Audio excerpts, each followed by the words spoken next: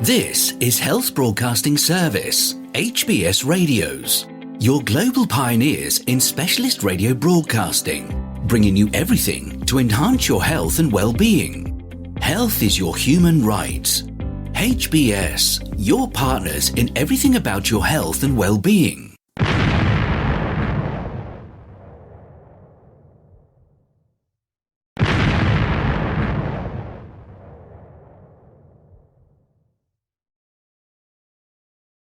The HBS Daily News Dose coming to you from the Health Broadcasting Service HBS Radio Live Channel, UK. Exclusive WTO faces new battle over COVID tests and drugs. Here's the news summary. 6 countries seek expansion of IP waiver deal document. COVID drugs and tests are used for other diseases. Initial vaccine waiver debate took 18 months to resolve. Less than a month after a hard-won deal was reached on a partial waiver of intellectual property rights for COVID-19 vaccines, a fresh battle may be looming at the World Trade Organization over extending the waiver to treatments and tests. The June deal includes an agreement to debate waiving certain IP rights for tests and drugs, which the pharmaceutical industry says could lead to a broader unraveling of protections for treatments for other diseases. A group of 6 countries has set a 6-month time frame for securing an agreement to extend the partial IP waiver, according to a document seen by Reuters. Extension of the policy tools to therapeutics and diagnostics will help developing countries to address IP barriers to the expansion and diversification of production, said the document, backed by India, South Africa, Pakistan, Indonesia, Egypt, and Tanzania. This will increase the accessibility of these crucial life-saving COVID-19 tools. The document, shared with other WTO members, foresees a decision by the WTO's top decision-making body, the General Council, in November or December. A WTO spokesperson was not immediately available for comment. 3 trade sources who attended a closed-door meeting on Wednesday said that developed countries, including the United States, have not yet set their positions.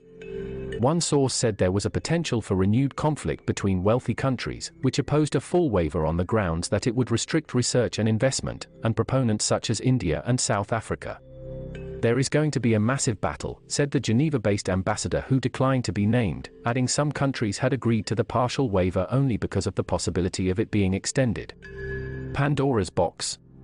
For opponents, the stakes are higher than ever. Many COVID drugs and tests are also used for other diseases. Research from science information and analytics company Airfinity showed that 63 current COVID tests can be used for other infectious diseases such as flu, while 123 COVID treatment projects are being used for 95 other infectious diseases. It's a Pandora's box and sends completely the wrong signal for future pandemic preparedness, said Thomas Quaney, head of Global Pharmaceutical Industry Group IFPMA, adding it would undermine quality control and incentives for research. It is a coalition of countries who are fundamentally opposed to IP and they are trying to set a precedent to undermine it, he added. Advocates said a broader agreement would be much more meaningful than the June deal that they argue is largely symbolic since demand for COVID vaccines has plummeted and many countries are destroying unused stockpiles. Anna Marriott, policy lead for the People's Vaccine Alliance and health policy manager at Oxfam, said a waiver to cover tests and treatments could make a significant difference. She too expected a fight ahead. Big Pharma won't want to give up their chance to charge eye-watering prices for COVID-19 treatments, she added. Initial negotiations over the COVID waiver began in October 2020 but deadlocked because the WTO relies on consensus among its 164 members to take any decision.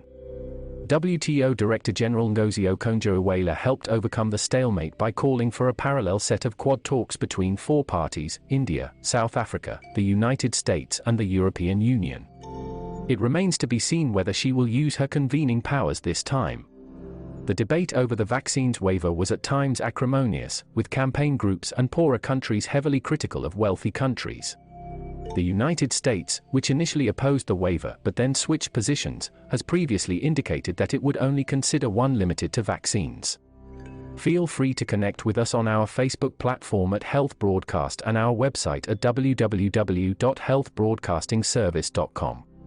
And please remember to press the subscribe button to stay abreast of timely, vital, and authentic health news developments from around the world, delivered to you by the Health Broadcasting Service UK, on our YouTube channel. We will bring more updates as news develop. Stay safe and remain healthy. Bye for now.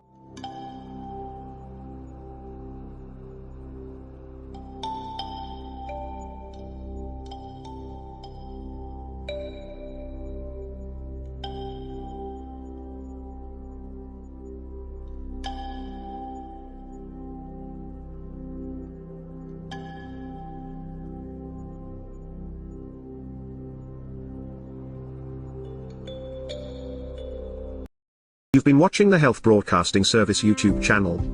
Your channel of excellence and distinction. Pioneering specialist radio broadcasting. Giving you the best experience. Subscribe to our channel.